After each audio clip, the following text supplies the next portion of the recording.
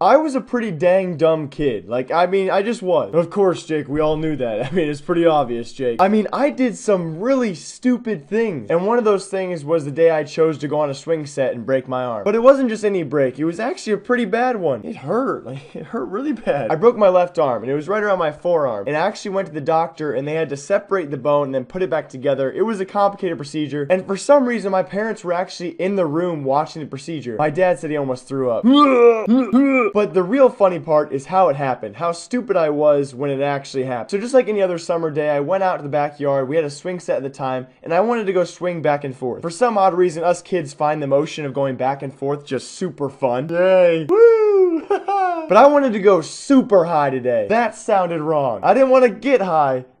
Well, I did, like swing set wise. Anyway, I wanted to go all the way up and back, and I wanted to get some real energy going. So I start swinging back and forth, and it was fun at first, but eventually that speed died out, and I got really tired of going back and forth, trying to get higher and higher. So I wanted to try something new, something I'd never done before on this swing set, something that I could tell all my kids about, all my friends about. I didn't have kids back then. So I wanted to try the infamous no-hand swinging motion. I wanted to go back and forth with no hands, and of course I had the 2 ropes on the side, so I figured I'd be safe no matter what I did. I was wrong. You're never safe on a swing set as a 5-year-old. So I remember swinging back and forth, and I'm gaining a lot of motion, and I think to myself, all right, here's the moment, Jake, take one hand away. And we've all done this as a kid where we had the one-handed swing, like, yeah, I only need one hand. It's like riding a bicycle with one hand. It's super easy, but it's also, you know, it's pretty cool looking. I mean, on college campuses all the time today, I see people biking around with no hands, and I think, wow, you're just stupid. Wow, you don't look cool. Wow, I don't want to be you. But back in the day, the one-handed swing was pretty cool, and it was pretty common as well. But rarely did you see a kid going no hands, especially for more than a few seconds at a time. So I remember I take away one hand, I'm doing the one-hander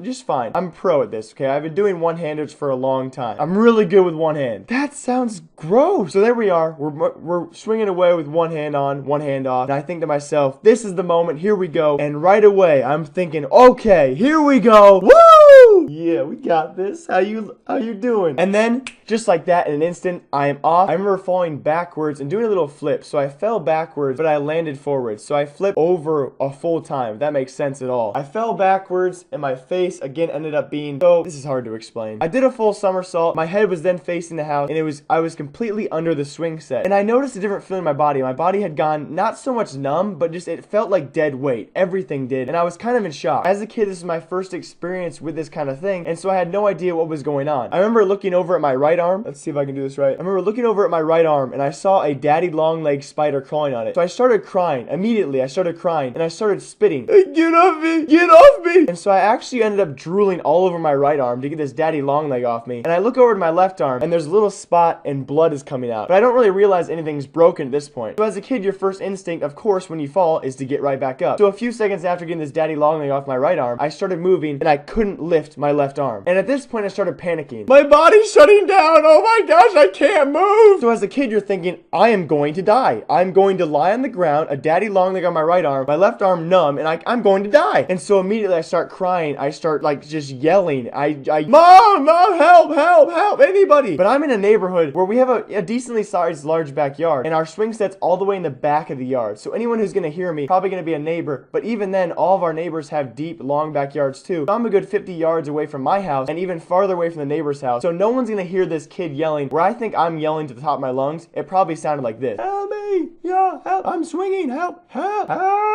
So little do I know, no one can actually hear me. I'm over here dying, and I had broken my left arm. I tried to get up. I remember getting up. I tried to lift my left arm, and this just pain. It wasn't like an extreme, like sharp pain. It was just like a dull, like don't do that again pain. I remember slightly after this, probably 10 to 15 minutes later, my sister Jenny, my twin sister, talked about her other story times. Came out with our dog Louie. She ran over to me. I was crying, and I remember Jenny will never forget this. Jenny asked me, Jake, are you okay? And I said, am I going to die? And she started bursting out laughing at me. Like that was my sister's response. She started laughing at me. I imagine if she broke her arm, she would be bawling too. So shut up. Anyway, my mom eventually comes out after Jenny went in to warn my mom. My mom didn't believe Jenny either. She kind of just shushed her off as if my sister was joking about it. Eventually, my mom brought out a cutting board. We put my arm on that cutting board in the back of my car. We walked all the way to the car. Then we drove all the way. Luckily, we lived close to a hospital. And I remember just the most terrifying things ever. I had never broken a bone before, but apparently when you break your arm and you're getting your cast cast on, what they do is they bring you to that trainer, the physical guy that does this, and what he'll do is he'll pull on all of your fingers, which apparently aligns your bones and keeps them straight and pulled tight, and he puts your arms straight up like this. So as a kid, you're thinking, please don't move my arm. Please don't do this. I remember freaking out. He grabs my finger, pulls it straight up, and there's no pain. And I'm like, what? What is this magic? What is this magic? This trickery? And eventually we get everything set in. I had the cast. I can't remember for how long, but I did end up breaking out my arm, and that's how I did it. It was a terrible day, but all I remember is afterwards getting my cast on, I had about 20 McNuggets. Oh, that was awesome. Got at McDonald's, saving the world one broken arm at a time and making us all fat.